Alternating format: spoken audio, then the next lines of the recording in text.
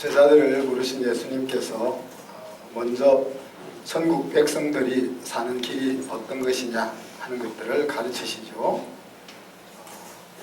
우리들도 2000년 뒤에 이 말씀 앞에 서지만은 사실 우리도 그 자리에 서 있다라고 생각하고 산상설교 앞에 서기를 원합니다. 산상설교의 이 서론 부분은 가치관의 문제를 다루고 있죠. 그래서 이 부분이 마음속에 들려지는 사람만이 산상설교가 내 자신이 걸어가야 될 인생의 좌표로 받아들여지는 겁니다. 지난주에 우리는 50명이 가난한 사람의 행복이요 천국이 저희들의 것이구나 하는 외침을 들었습니다. 천국이 내 것이 되면 행복하겠다라는 생각이 들면 심령이 가난한 사람이 될 수 있다. 뒤집어 볼 수 있죠. 그죠? 여러분, 하나님이 왕인 나라에 살면 좋겠다. 이렇게 생각되시나요?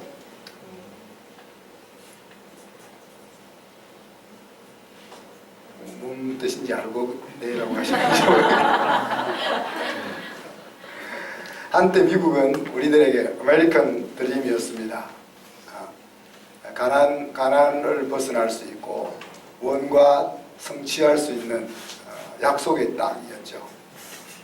오늘날 우리 대한민국이 동남아시아 사람들이나 조선족이나 북한 사람들이나 또 러시아 사람들이나 이런 사람들에게 코리안 드림으로 여겨집니다. 그렇죠?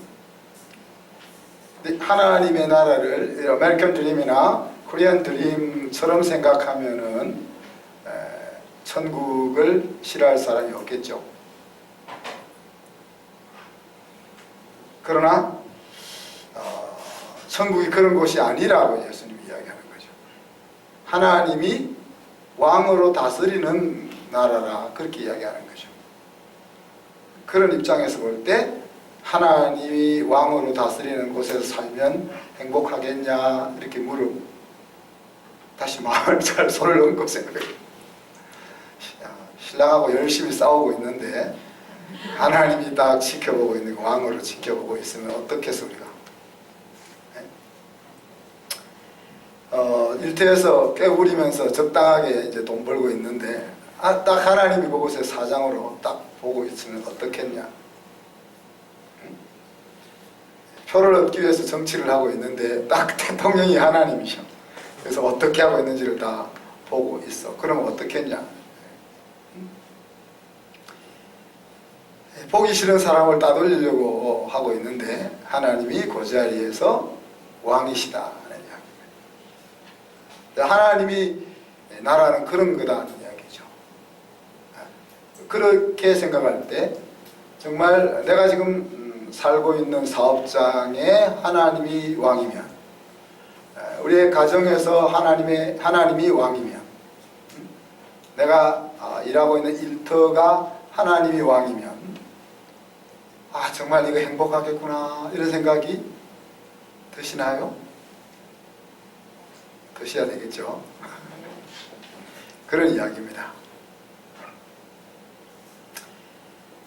누가복음 6장에서는 이 산상설교 전에 예수님께서 제자들을 먼저 부르셨다 그랬잖아요. 제자들을 부르시고 제자들과 함께 예수님을 찾아온 무리들을 앉혀놓고 오늘 이 산상설교를 하셨다 그랬습니다. 근데 마태는 심령이 가난한 자는 복이 있다 그렇게 이야기했는데 누가는 그냥 가난한 사람은 복이 있다 그렇게 이야기합니다. 예수님의 가르침이 똑같은 내용인데 마태는 마음이 가난한 사람은 행복해 그렇게 이야기하고 있고 누가는 가난한 사람이 행복해 그렇게 이야기하고 있다. 그럼 두 사람 다 엉뚱한 소리를 한다 이렇게 볼 수도 있겠지만 이 두 가지 내용이 예수님의 가르침 속에 묻어 있었다 이렇게 보는 것이 더 타당하겠죠. 그죠? 그래서 예수님이 포괄적으로 가르치고 계신 것을 마태는 마음이 가난한 쪽으로 바라봤고 누가는 가난한 쪽으로 바라보았다라고 생각해 볼 수 있습니다. 그래서 그 자리에 예수님과 함께 앉아있는 청중들의 구성은 예수님의 말씀을 듣고 싶기도 하고 그 다음에 병고침을 받고 싶기도 해서 그 자리에 모여 앉아 있다, 그렇게 소개하고 있는 거죠. 그들을 향해서 예수님이 가난한 자는 복이 있다 라고 이제 전했다, 누가가 그렇게 이야기하고 있습니다. 이 말씀을 우리가 잘 생각해 보면, 그렇다고 성경 전체를 볼 때 지질이 없이 궁상 떨며 가난하게 사는 것이 복이다 라고 말씀하고 있다고는 또 받기 어렵잖아요. 그죠? 무조건 부자로 사는 것이 복이다 그렇게도 말할 수 없지만은 지질이 가난하게 사는 것이 복이다 라고 말하고도 있지 않잖아요. 그러면 예수님께서 지금 심령이 가난한 자가 복이 있다, 가난한 자가 복이 있다 라고 이야기할 때 우리가 이 가난함을 어떻게 이해할 거냐 하는 이야기입니다. 다르게 이야기하면 더 가지려고 하는 것이 아니라 내가 가진 것으로 가지지 못한 사람에게 나누어 주고 싶은 마음, 그 마음을 가지고 있는 사람을 일컫는다 볼 수 있겠죠. 더 많이 갖기 위해서 애쓰고 수고하는 세상에서 더 많이 갖기 위해서 수고하는 것이 아니라 더 나누기 위해서 수고하는 이 삶의 진리를 내 것으로 받는다는 것은 쉬운 일이 아니다.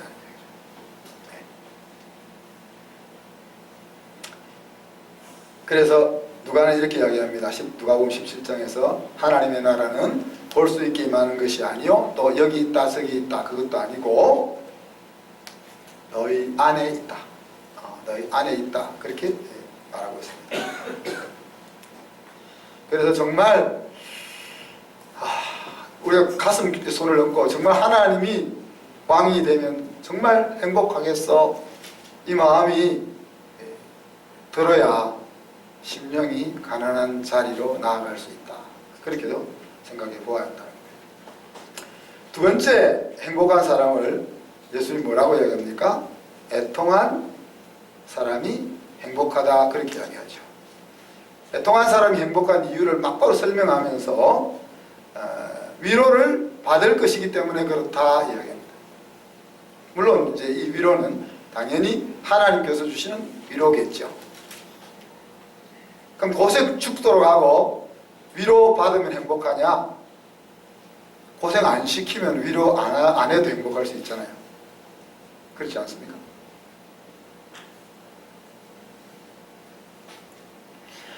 하나님의 위로가 있으면 정말 내 인생이 행복하겠어 라는 마음이 드는 사람에게 이 말씀이 들려진다는 이야기입니다. 하나님의 위로가 없어도 나는 행복해 라고 생각이 되면 이 말씀은 안 들려지는 거죠. 그렇죠? 나와는 상관이 없다는 이야기입니다.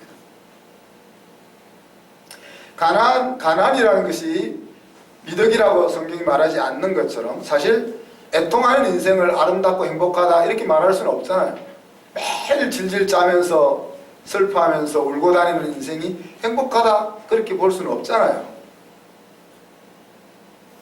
여기서 애통한다 하는 말을 예수님이 어떤 단어를 쓰셨는가 하면 사람이 슬퍼할 하는 여러 단어가 사용되는데 그 중에서 사랑하는 사람이 죽어서 헤어짐으로 더 이상 만날 수 없을 때 찾아오는 그 슬픔, 그때 쓰는 단어를 썼습니다.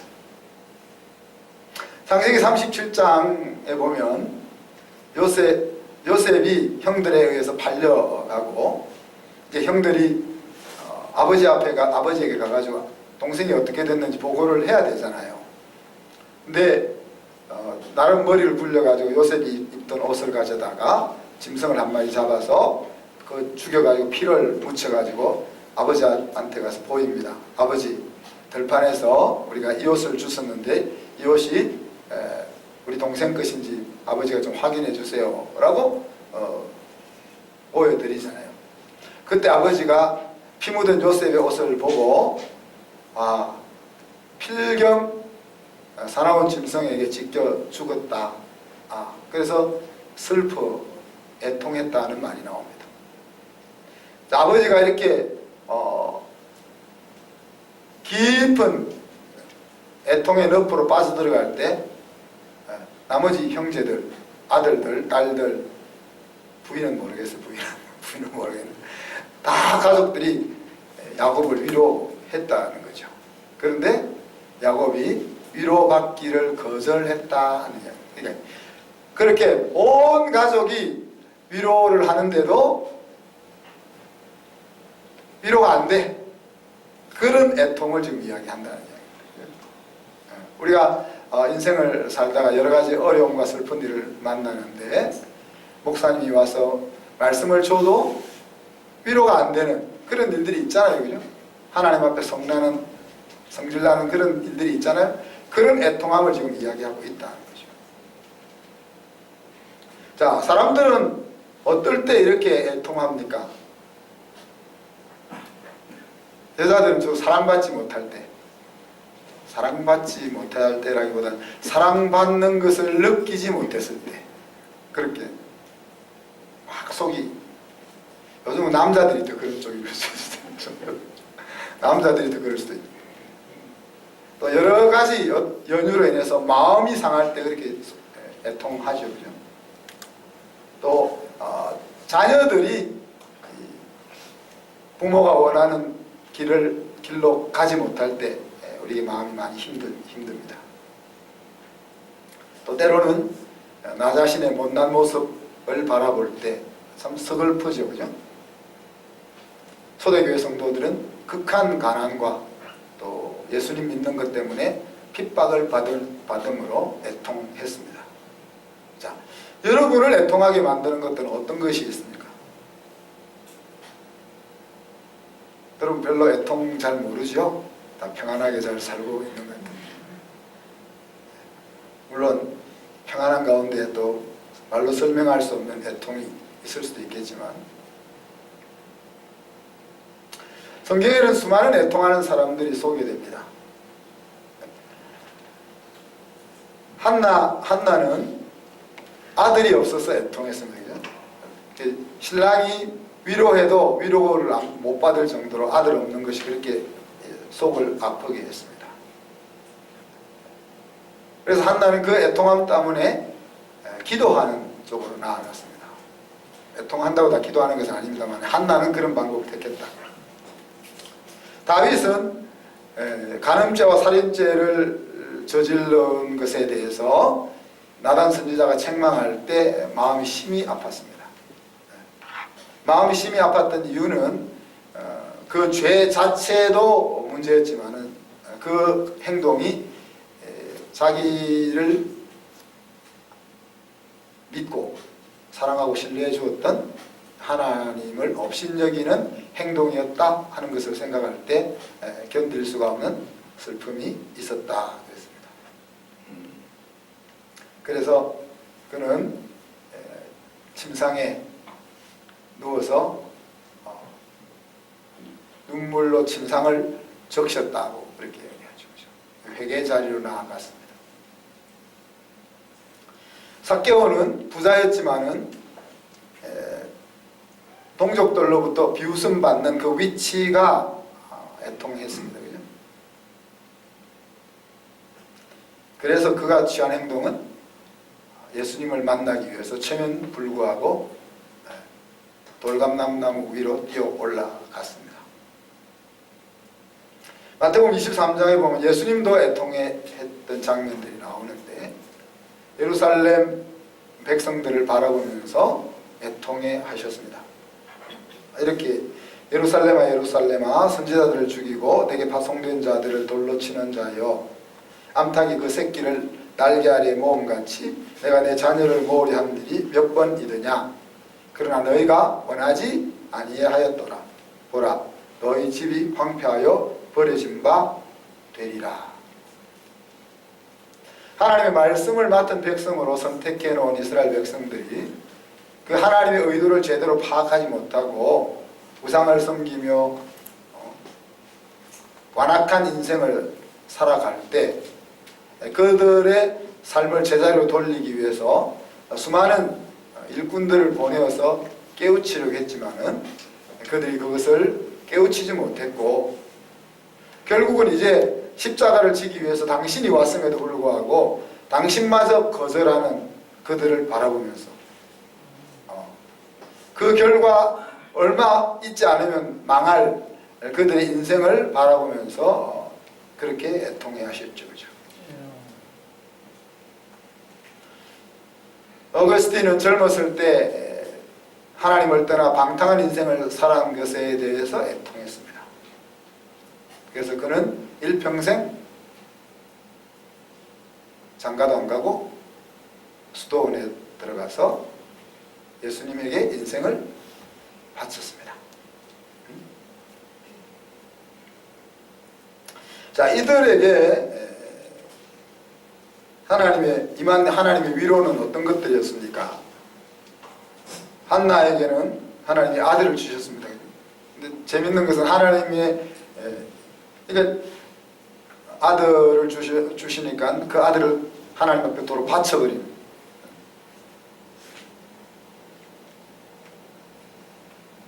다윗은 그 마음을 하나님 받으셔서 회복시켜 주셨고, 그는 그의 인생을 하나님의 마음에 합한 왕으로 계속 헌신할 수가 있었습니다. 삭개오는 예수님이 그를 그 집에 같이 가서 식사를 해주셨고, 그걸로 인해서 온 가족과 권속들이 구원에 이르는 일들이 일어났습니다. 예수님의 애통함은 위로는커녕 십자가를 지는 하나님 십자가를 지으셨고, 결국 십자가를 통해서 하나님이 약속하신 아들들은 하나도 잃어버리지 않고 다 찾게 하는 위로가 있었습니다. 자, 우리가 겪는 일상의 슬픔도 하나님이 위로하시죠. 그죠? 우리가 억울하게 당한 일들, 섭섭하게 당한 일들, 하나님 섬기면서 겪었던 아픔들, 여러 가지 일상에서 당하는 슬픔들을 하나님이 위로하십니다. 그러나 우리 믿음의 선배들이 보여주었던 애통함은 하나님의 마음을 감동시키고 그들의 인생을 빛나도록 이끌었다 하는 것들을 우리가 생각해 볼 수 있는 거죠. 그래서 정말 우리가 놓치지 말아야 될 애통함이 있다. 일상에서 일어나는 애통함은, 슬픔은 슬퍼하려고 할 필요가 없이 슬퍼지게 되어 있습니다. 그렇죠? 내가 사랑하는 사람을 잃어버리면은 안 슬퍼하려고 해도 그냥 자동적으로 애통이 됩니다. 내가 이루고자 하는 일이 이루어지지 않으면 그냥 내 마음이 슬프게 되어 있습니다. 그렇지만 오늘 믿음의 선배들이 보여주었던 이런, 오늘 예수님이 애통하는 자는 복이 있다는 이 애통함은 그렇게 그냥 주어지는 것들이 아니라는 거예요. 여러 가지 중에 두 가지만 생각해 봅시다. 오늘 정말 놓치지 말아야 될 것은 죄에 대한 애통함입니다. 예수님께서 하나님의 나라를 전파하시면서 처음 외쳤던 일성이 뭡니까? 하나님의 때가 찼고 하나님의 나라가 가까웠으니 회개하라 하는 것이죠. 회개하라. 우리가 죄에 대해서 정말 마음 깊숙한 곳에서부터 애통이 되어지지 않으면 회개가 나올 수가 없죠. 그죠? 네, 진정한 회개가 나올 수가 없습니다. 기독교 신앙은 회개에서부터 출발한다고 볼 수가 있는데, 예수님을 믿을 때도 그렇고 예수님을 믿으며 살 때도 그렇고 동일합니다. 내가 영혼의 아버지를 떠난 것이 얼마나 하나님의 마음을 힘들게 하고 내 인생을 무너지게 하는 것인지에 대해서 뼈저리게 통탄해야 한다. 그래야 믿음의 자리를 우리가 나아가신다는 이야기죠. 하나님의 나라와 상관없이 왕의 아들로 딸로 능력 있게 살지 못하고 그냥 세상 속에 묻혀 가난하게 힘없이 살아간 것에 대해서 속이 뒤집어지는 애통함이 있어야 회개가 동반된다 하는 이야기입니다.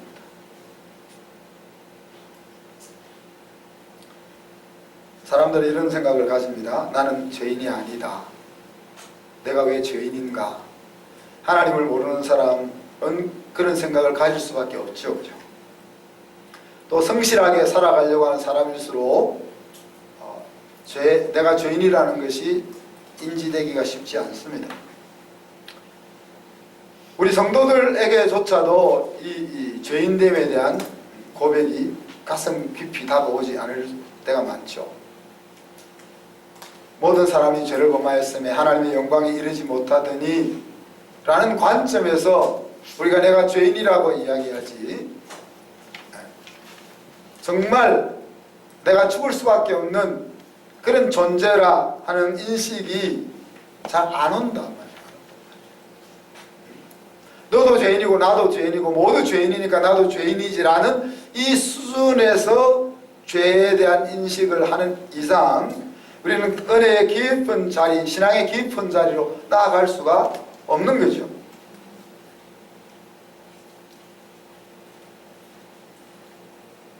그래서 우리가 다시 한번 생각해 볼 필요가 있습니다. 정말 하나님 앞에서 내가 흠 없다 할 수 있는가? 사람과 비교하니까 나의 도덕성과 나의 깨끗함을 우리가 주장할 수 있지, 절대 선이신 하나님 앞에 나아가서 내가 흠 없다 할 수 있는가?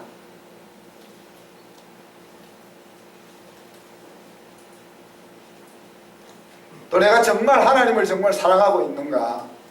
나에게 기대를 걸고 계시고 생명으로 그 기대와 사랑을 보여주신 하나님께 나는 도대체 어떤 반응을 보이고 살고 있는가?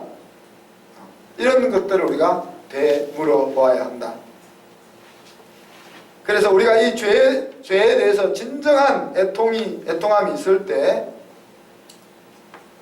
그 애통함의 크기만큼 하나님의 위로가 느껴지는 것이고 행복감을 느낄 수가 있다.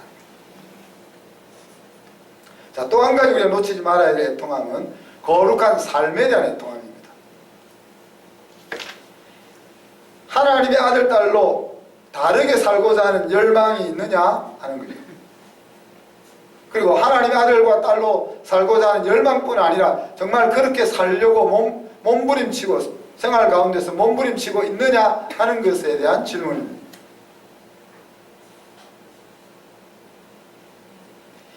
하나님 우리를 왕같은 제사장으로 거룩한 나라로 불러주셨는데 이 땅에서 살아가는 나의 모습을 보면 막 죽이고 싶을 정도로 안타까움이 필요하다는 이야기죠. 죽으라는 것이 아니고 내 삶의 모습을 볼 때 야, 왜 내 인생이라는 것이 이 모양이냐? 하나님이 나를 이렇게 살라고 나에게 생명을 주시고 당신의 아들을 주셨나? 야, 나 정말 이런 애통함이 우리 속에 있어야 한다는 이야기죠. 사도 바울은 자기의 인생을 하나님 앞에 바친 뒤에 어떻게 고백합니까? 오라 나는 곤고한 사람이로다. 누가 이 사망의 몸에서 나를 건져내랴?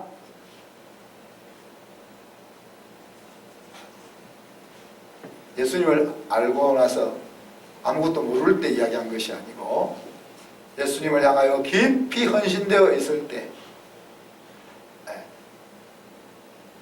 마음속에 있는 하나님의 아들로 살고 싶은 그 마음과 육신의 그 괴리감 속에서 이런 애통함이 바울 속에 있는 거죠. 그래서 로마서에서는 성령도 말할 수 없는 탄식으로 우리를 위하여 간구하신다고 했는데 그 내용이 바로 이 내용인 것이죠.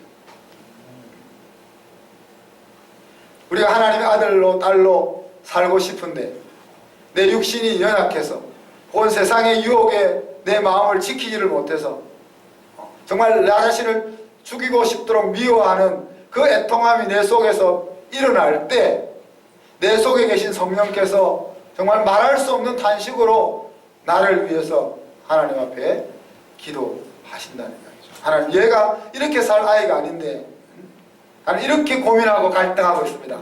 하나님, 이 아들이 이 딸이 저 마음속에 갈등하고 있는 저 부분을 당신이 이끌어 주시고 해결해야 주시지 않겠습니까? 이것이 이제 성령의 말할 수 없는 간구죠. 그리고 그러기에 애통해하는 자녀들을 하나님은 거룩한 삶으로 이끌어 가시는 것입니다. 세상 근심과 세상에 대한 애통함은 우리를 두려움 속으로, 비참한 인생으로, 나약한 인생으로 결국은 망하게 하지만 하나님의 아들, 딸로 살고자 하는 근심, 하나님의 나라를 향한 근심은 뭐라고 했습니까? 얼마나 간절하게 하며, 얼마나 변정하게 하며, 얼마나 분하게 하며, 얼마나 사모하게 하며, 얼마나 열심나게 하느냐, 그렇게 우리에게 말씀하고 있습니다. 사랑하는 성도 여러분, 위로는 슬픔을 당한 사람들에게 가장 필요한 것이죠. 그래서 위로는 우리가 슬픔에 빠진 그 사실을 받아주는 거죠. 야, 너가 그렇게 힘든 자리에 있구나. 받아주는 것이 위로죠. 그죠? 근데 또 그것만이 위로가 아니고 우리를 그렇게 애통하게 했던 원인들을 제거해 주는 것이 또 위로가 되죠. 그래서 요한계시록에 보니까 우리가 이 땅에서 인생을 마치고 하나님 앞에 갔을 때 하나님께서 우리의 삶에 대해서 인정해 주신다 하겠습니다. 내가 내 삶을 알며 그렇게 너가 어떻게 살아가는 것에 대해서 내가 안다. 내가 인정한다. 그리고 이 세상을 살면서 우리를 그렇게 힘들게 했던 그 고통의 원인들을 완전히 제거해 주셔서 다시는 그와 같은 고통과 갈등 속에 머물지 않도록 이끄신다고 말씀하십니다. 사랑하는 성도 여러분, 여러분은 무엇 때문에 애통해 하십니까? 내가 어떤 것 때문에 애통해 하느냐 하는 이것이 내가 무엇에 가치를 두고 내가 무엇을 위해 살아가려고 하느냐 하는 것을 가늠하는 중요한 가늠자다.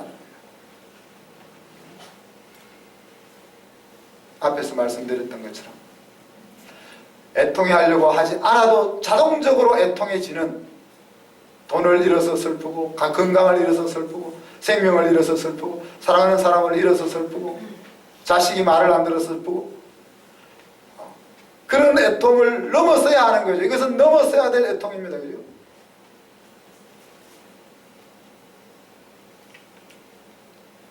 부활의 첫 열매 되신 예수님을 가지고 있는 우리가 넘어서야 될 애통입니다. 우리가 인생을 살면서 만날 수 있는 모든 문제의 돌파구가 되신 그 복음을 가지고 있는 우리가 넘어서야 될 애통함들이죠. 반면에 우리가 꼭 가지고 간직해야 될 애통함이 있다 그랬습니다. 죄에 대한, 거룩한 삶에 대한, 또 하나님의 아들로 살고자 하는데 육신의 연약함 때문에 살아내지 못하는 것에 대한 그 애통함은 우리가 붙잡아야 될, 가지고 있어야 될 애통함이다. 그래서 그냥 슬퍼서 속상하고 마음 상하고 눈물만 흘리는 것이 아니라 그 애통함이 우리의 삶으로 나타나. 그래서 오늘 하나님의 위로가 있어야 나는 내 인생이 행복하겠어요 라는 이런 마음이 저와 여러분에게 가져질 수 있기를 축복합니다. 그리고 더 나아가서는 정말 하나님이 위로가 말할 수 없는 위로가 임할 수 있는 영원한 애통함을 가지는 복이 저와 여러분에게 임하기를 주님의 이름으로 축복합니다. 제가 말씀 생각하면서 우리 1, 2분 동안 기도합시다.